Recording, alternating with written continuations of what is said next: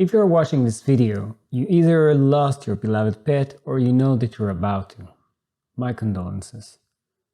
I'm Dr. Orion, a veterinarian and a veterinary behavior residency graduate. And I've been where you are now only 5 months ago, when I had to take my 16-year-old friend Plus to be euthanized. Plus was the reason I became a veterinarian, and she was the reason I went into veterinary behavior residency. Her loss was and is great, and I still deal with it. You might think that as a veterinarian that has to deal with death, sometimes on a daily basis, it will become easier, but you'll be wrong. No matter how well I hide my emotions from the world, from my clients, from my staff, and from my family, I do carry the pain of this burden with me all the time.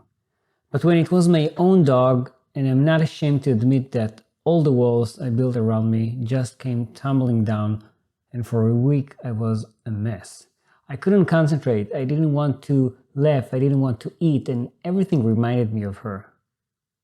And I still think about her every day. She truly was my child and my best friend for such a big part of my life. I'm not a psychologist, and I have no training whatsoever in this field when it comes to people. So everything I'm going to tell you now about how to deal with the loss of your pet is based on personal experience and the knowledge I gained from my clients and patients. So here it is. No matter what happened that led to this point, it is what it is. Keep reminding yourself that you can't change the past. You can learn from it and change the future, but you cannot change the past. Try to remember the good times your pet had with you every time that you start thinking about the end.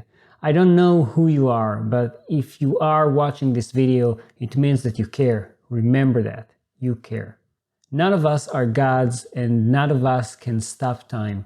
Even the best veterinarian in the world and even the richest pet owner in the world. You can only do what we can do. You probably did your best and try to hold on to that thought. Don't fight your emotions. Don't try to rush the mourning process. It may take days, weeks, years. We might carry this dull ache in our heart until our last day. So it is okay to feel sad. Some people find it a bit easier to deal with the pain by having a good distraction. This is also a valid thing if it helps you. Just be sure that if the sadness and the pain starts bubbling up, don't fight it. Maybe share what you feel with family, friends, and even a stranger. The internet is full of mean people, but in most pet lovers groups and even YouTube channels like mine, people who had the same experience will be happy to hear about your experience and, in a way, share your pain. Don't rush into getting a pet before you're ready, but also don't feel guilty for getting a new pet because you are not replacing your old one by doing this.